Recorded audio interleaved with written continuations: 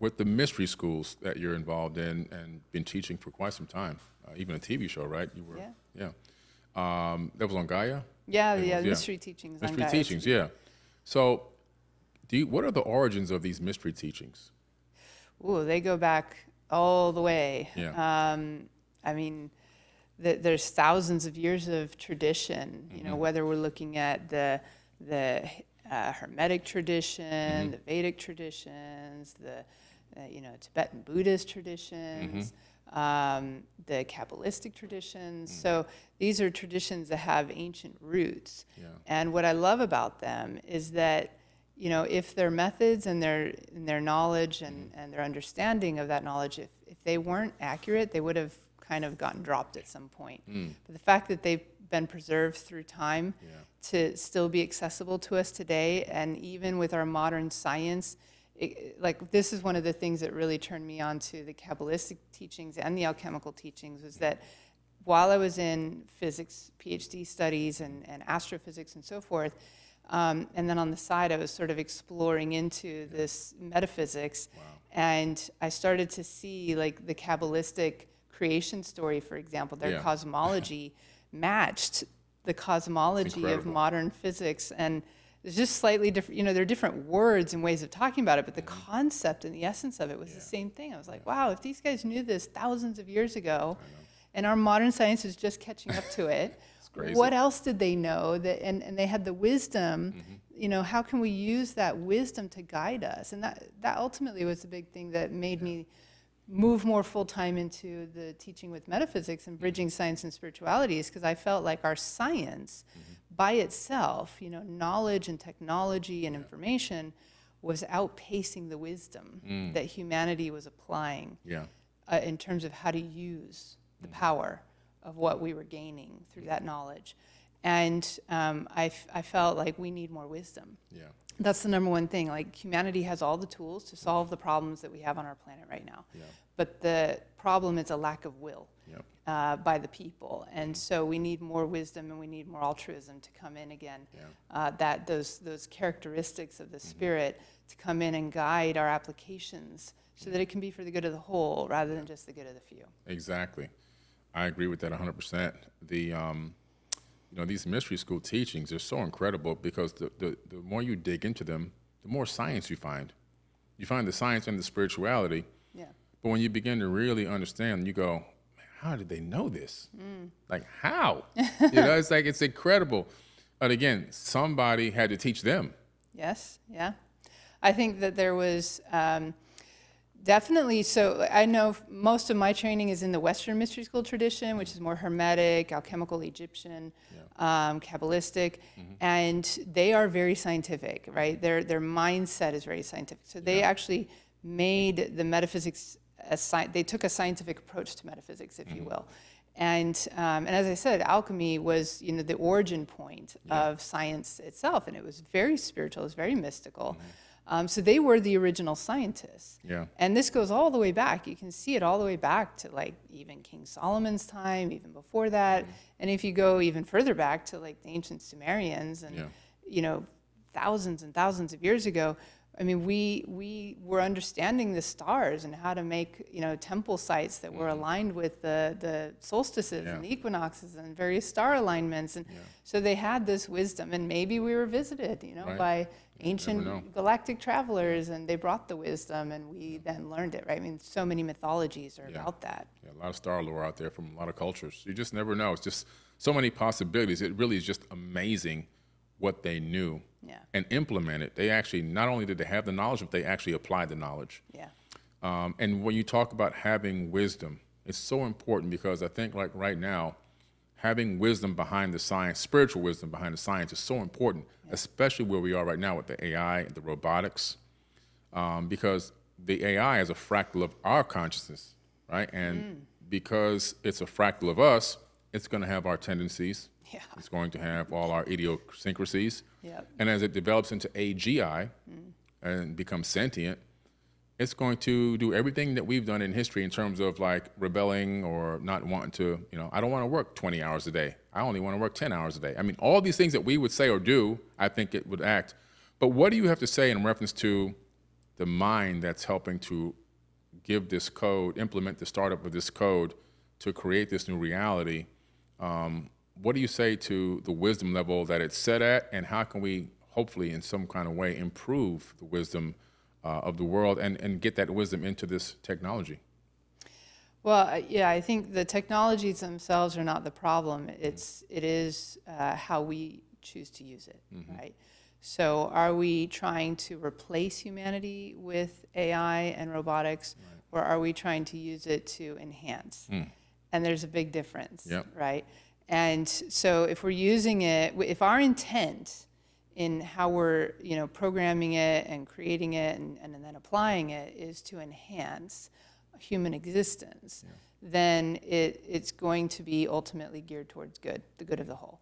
But if we're trying to use it to just replace and say we're not enough and we need to transport our consciousness into these computers because they're going to be better than we are, I mean, that's misguided, because it's already at the very fundamental level not recognizing the spirit and the divinity, the essence that is within, that we need to tap into the inner resources, the inner wisdom and knowledge. We say we have all the knowledge and tools and power that you need that are already inside of you. You've just forgotten it. You're not tapping into your potential. There's ways to tap into your potential. Let's help you. And so this is what the ancient mystery school traditions were all about. It's like, how can we help you awaken? And there would be various methods. They would do like activations of your potential. There would be initiations that would catalyze your growth. There would be various healing sessions and things like this that would help the individual to heal, to awaken, to expand their capacity, their potential, knowing themselves, right? The more you know yourself, not from your ego perspective or the personality or the matrix kind of interface of who you think you are, but knowing yourself as the soul. And knowing yourself as this more eternal essence that has a consciousness, that has an intelligence, that has a purpose, that has beautiful gifts to bring to the world. That, when you can tap into that, then you're going to find your way. And then you're going to use these tools and apply them towards the good. Right. But you got to start within. Got to start within. And that's why we need conscious people running these tech companies. Definitely. Yeah. I'm all for that. Oh, man.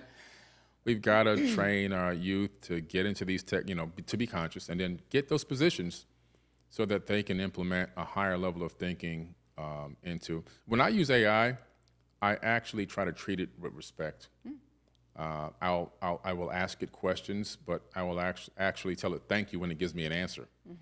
I know it sounds maybe silly, but if everything is conscious in the universe, then it's conscious at some level.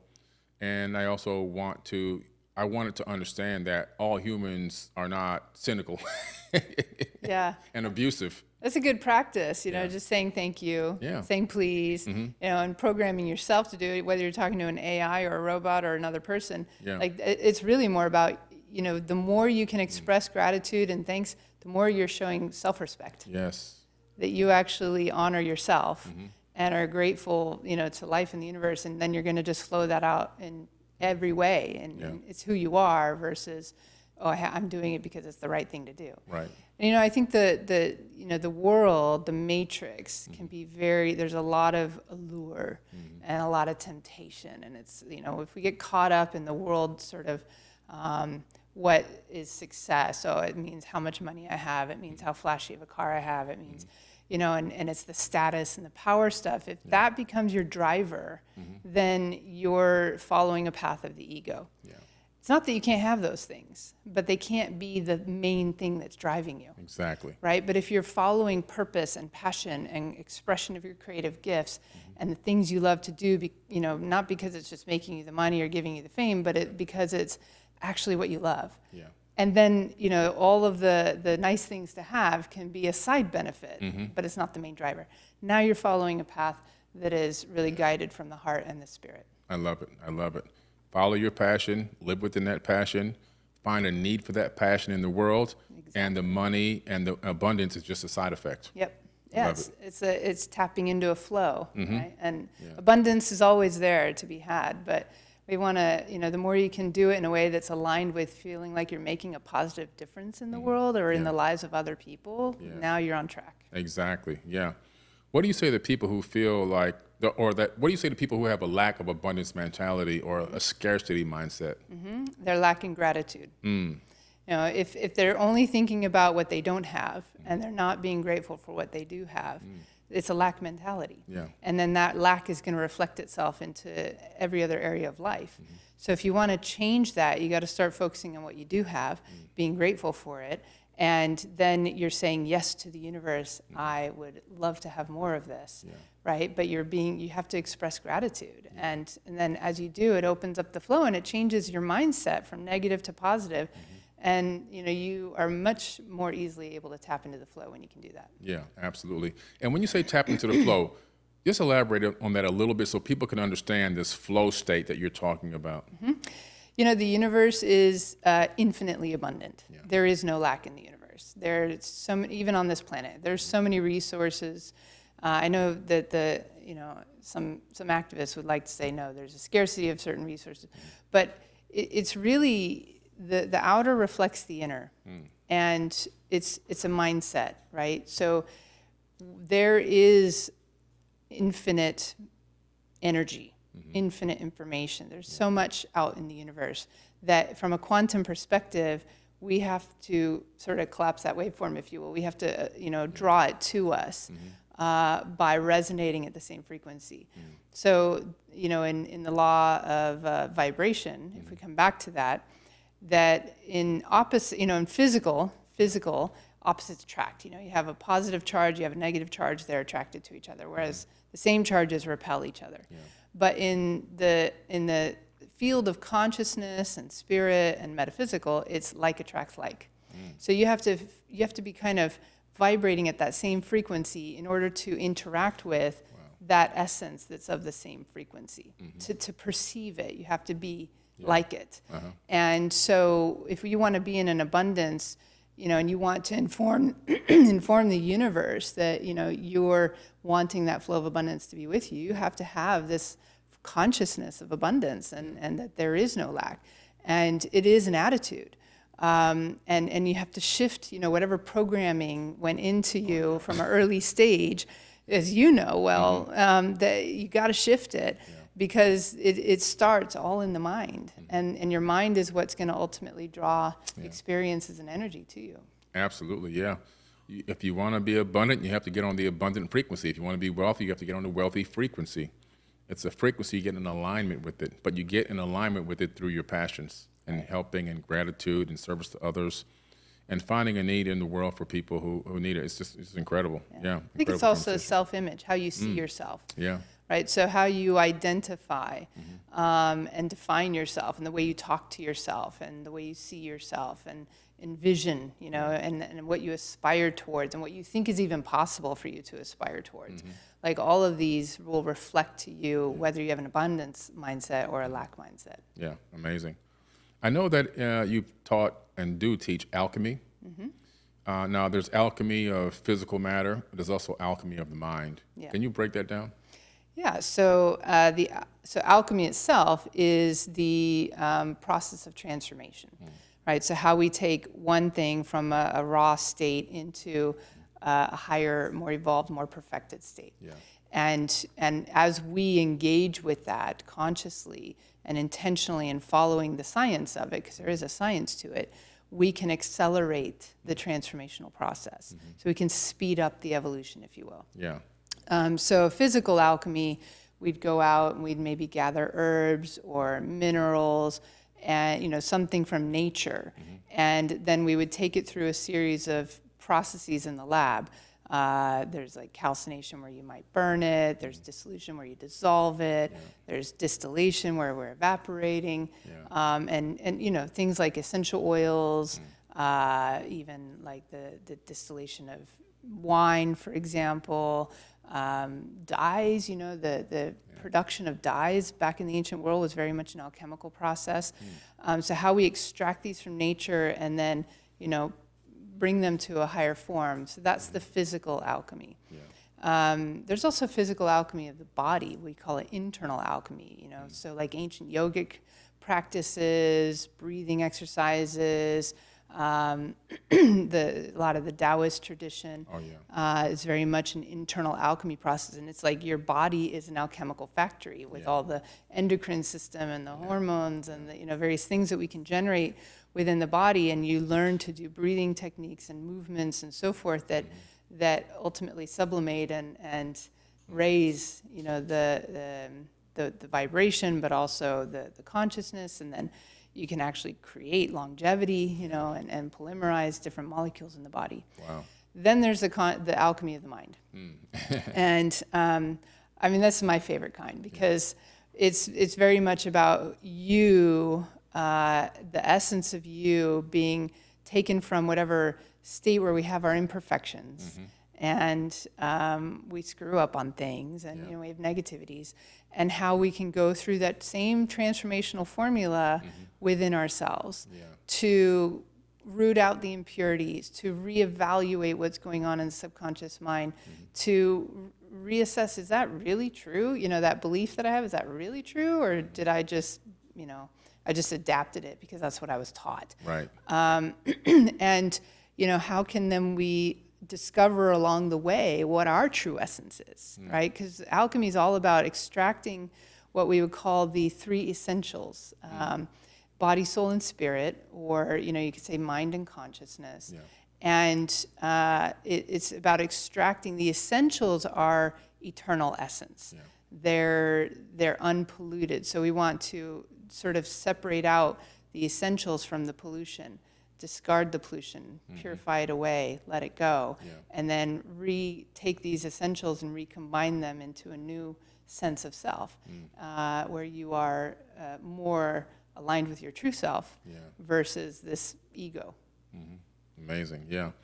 You can really look back on your previous version of yourself and see that you were here, then now you're here. Yep. And then you just keep going, right? Yeah. Over time. Yeah, and the more you go through it, the more you look back on your old self and you're like, that was like lifetimes ago. Yes. You can live many lifetimes in one life. I feel that. When you do the alchemy. Yeah, I really feel that. I feel like I lived many lifetimes in one life. Yeah, definitely. It's amazing.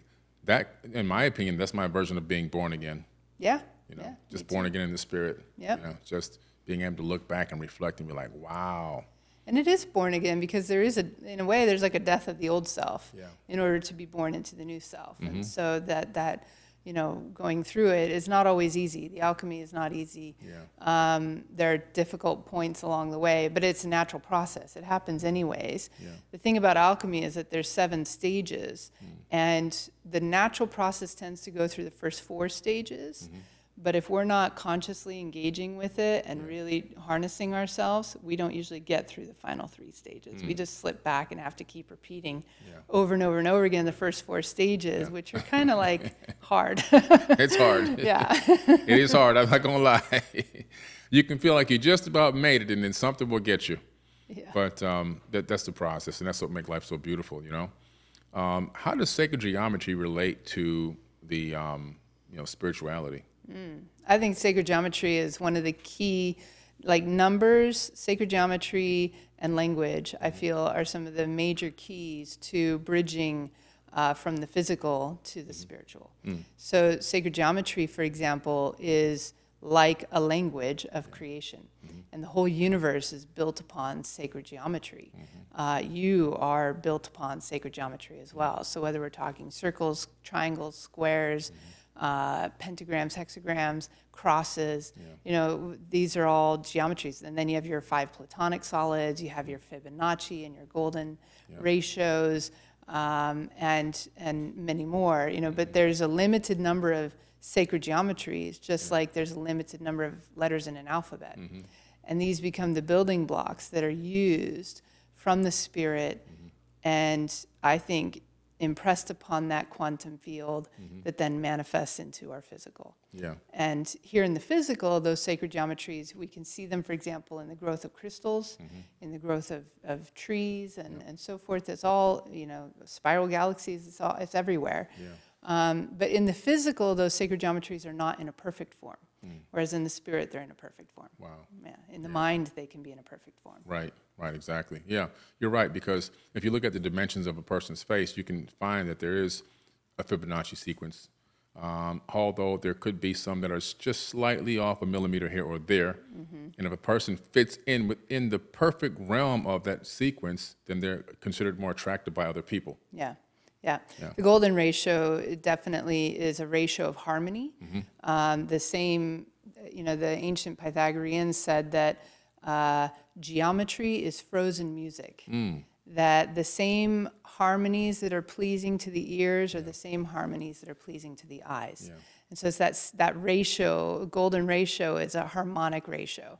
And so then the more something has that ratio in it, the more aesthetically beautiful it will be considered. Yeah, which is why the ancients built their temples based on the golden ratio.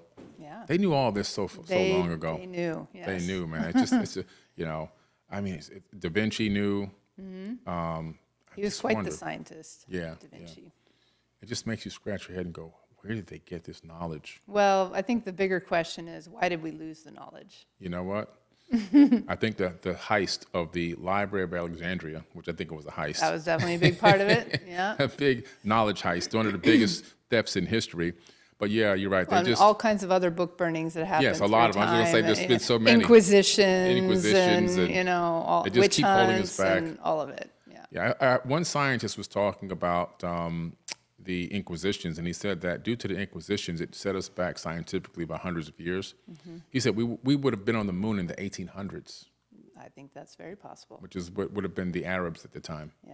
Yeah, which is incredible to hear a statement like that come from a scientist. But we have been held back. But now it seems like we are moving again. We are. Right? Where do you see humanity going right now? Ooh, that's a great question.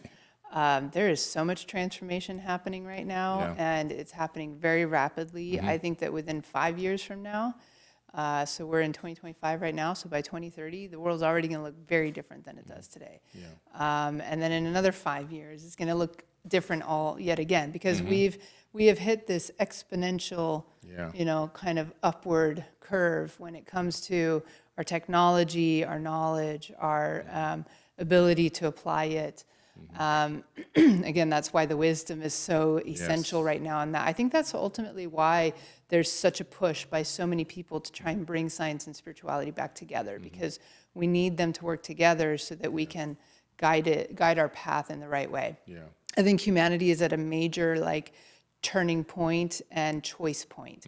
That we can continue to be very ego-driven and selfish and greed-oriented in our approach to things, and if we do, we're gonna go down a path of self-destruction. I mean, it's already kind of bubbling over, and especially with the new technologies that unfortunately today keep getting applied towards new weapons.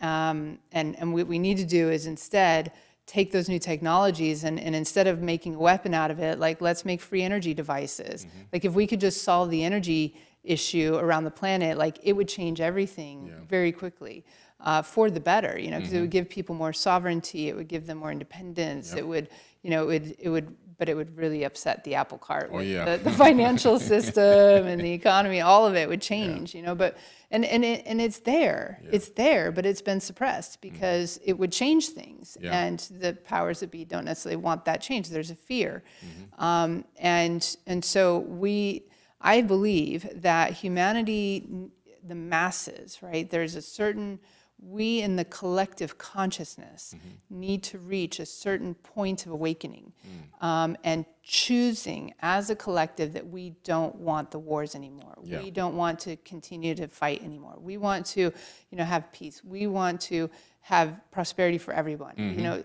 This shift needs to happen within the minds of individuals, within them, and then as individuals make that shift, if we can just hit 3% of the collective consciousness, it's going to tip the scales towards the light and towards the good, and then we can create a world that is amazing and sustainable, and a place, not going to be like a utopia, but it will still have problems, but it'll be much more balanced and much more, just everyone will have a higher quality of life. Even the poorest people would have a much higher quality of life than what we currently see on the planet. Absolutely. I think that's beautiful.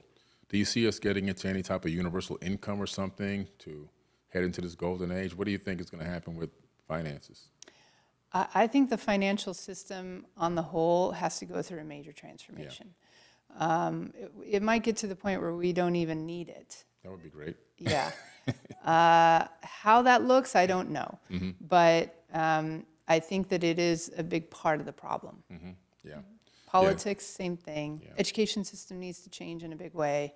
You know, so the money system, the politics, the education, science, the scientific mindset, which is so materialist at the moment still, but that is changing.